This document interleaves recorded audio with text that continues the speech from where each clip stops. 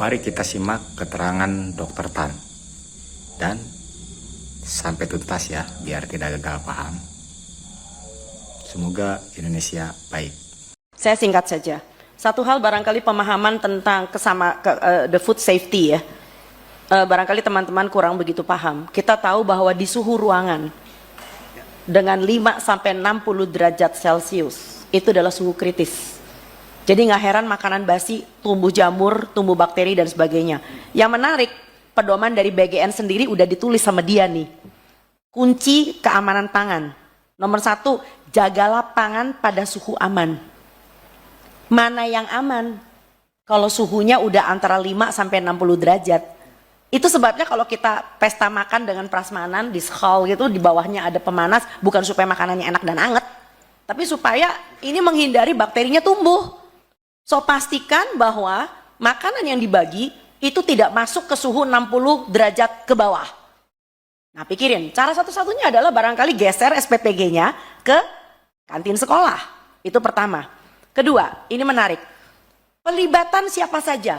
Tolong libatin Persagi dong. Kita punya Persatuan Ahli Gizi. Nah yang menarik Bapak Ibu, barangkali ini pemahaman juga buat Anda, punten, izin. Ahli gizi Indonesia tuh banyak sekali reno-renone. Nek wong Jawa ngerti reno-renone apa? Jadi ada namanya ahli gizi yang berasal dari teknologi pangan. Kalau ahli gizi dari tekpang, wah nggak heran dibelain itu semua kemasan. Karena yang penting hitungan kalori.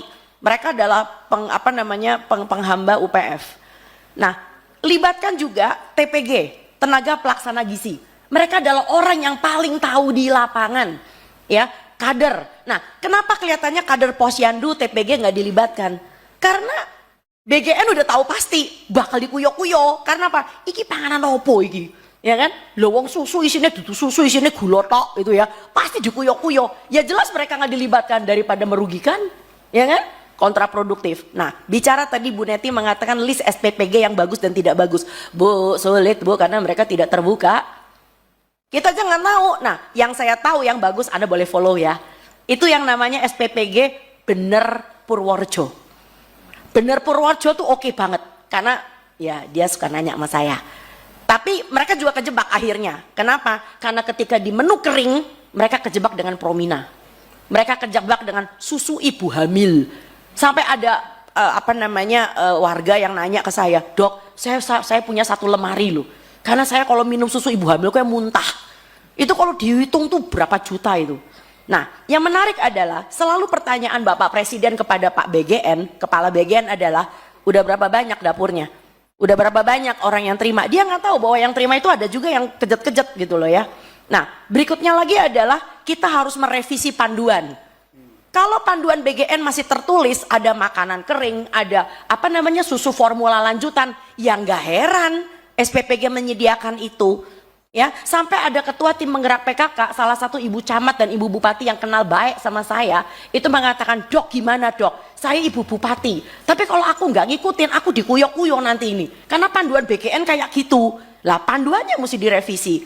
Nah, bicara tentang pentahelix, untuk mengungkit, untuk mengubah cermin malnutrisi di Indonesia, kita kenal yang namanya pemerintah. Kita kenal yang namanya masyarakat, kita kenal yang namanya media, kita kenal yang namanya akademisi dan pakar. Akademisi nggak didengar Pak, masuk kuping kiri keluar kuping kanan, kalian aja nggak didengar kan sebagai perwakilan rakyat.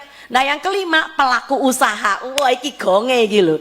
Nah si pelaku usaha sebetulnya bisa kita libatkan, jangan salah. Saya main sama pelaku usaha, tapi tolong BGN atau MBG jangan dijadikan etalase jualannya dia.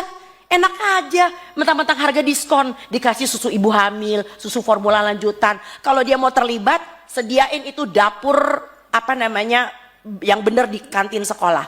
Sediain itu mobil dengan berpemanas, sehingga anak-anak ketika menerima makanan itu masih 75 derajat Celcius. Tidak mendidih tapi masih bagus. Ya, coba Anda cek di belahan dunia sebelah mana, food tray itu disusun, diikat nganggo tali rafia gitu. Mesano, itu kasih Indonesia itu loh. Ya, jadi Anda lihat bahkan di India aja mereka membagi langsung di dapur makanan basah, makanan yang keluar dari panci. Oke, and then ada satu lagi. Ada anak yang sebetulnya punya kebiasaan sarapan Bapak Ibu. Tapi gara-gara ada MBG, dia jadi nggak sarapan. Karena apa? Takut dimarahin sama gurunya karena makannya nggak habis. So jangan melihat dari satu sisi anak yang tidak sarapan loh. Ada anak yang kebiasaannya bagus udah sarapan, malah jadi nggak jadi sarapan. Dan yang berikutnya lagi adalah pikirkan tenaga SPPG yang sudah direkrut. Ya kita juga nggak mau melakukan moratorium karena mereka adalah orang-orang yang udah senang dengan gaji 1,8 juta kayak kemarin tuh ada yang keluar di TikTok ya. Wih gaji gue bagus. Sementara di tempat itu guru cuma 300.000 honornya per bulan. So saya tidak mau juga posyandu keseret. Karena sekarang udah kelihatan nih posyandu mulai keseret, saya udah bilang. Karena apa? Karena mereka sudah mulai membagi susu-susuan yang berasa-rasa, mulai membagi biskuit-biskuit. Nah, satu hal lagi adalah yang lebih penting. Tolong bedakan rekomendasi dari kritik.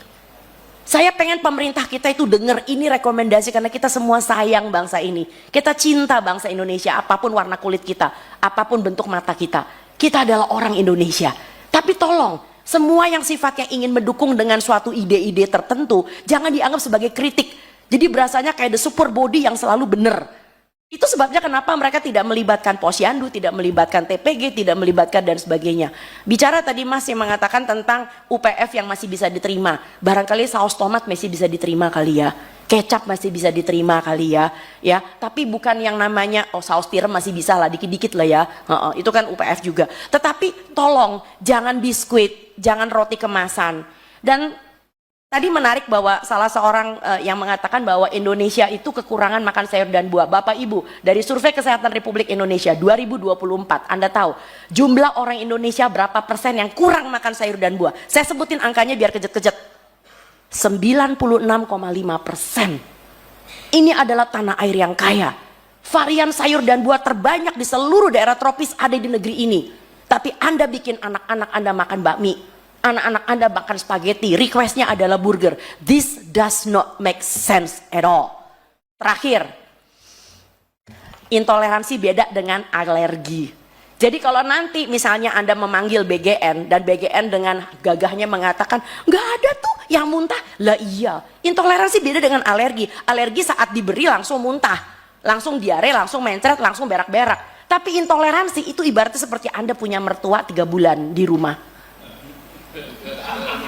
Kalau dia baru datang 3 hari nggak apa-apa, it's okay. Tapi begitu mertua ini mulai 3 bulan, jadi yang disebut dengan exposure, paparannya harus sering. Tiap hari minum susu, lah jeder. Setelah sebulan 2 minggu, mulai kembung, mencret. Itu intoleransi. Jadi intoleransi beda dengan alergi. Jadi saya sakit hati kalau ada orang mengatakan itu dasar norak aja nggak biasa makan enak. Bukan nggak bisa makan enak karena diintoleransi. Dokter kan juga nggak bisa makan tiramisu. Barangkali itu aja. Kami di sini semuanya dengan senang hati ingin membantu. Karena kita adalah bagian dari rakyat Indonesia. Undanglah kami nggak dibayar, kami juga mau kok. Tenang aja. So silakan Bapak Ibu yang terhormat, ini adalah suatu ajuan dari kami dan barangkali sedikit-sedikit mau ditambahkan oleh Mbak Olive. Monggo. Silakan.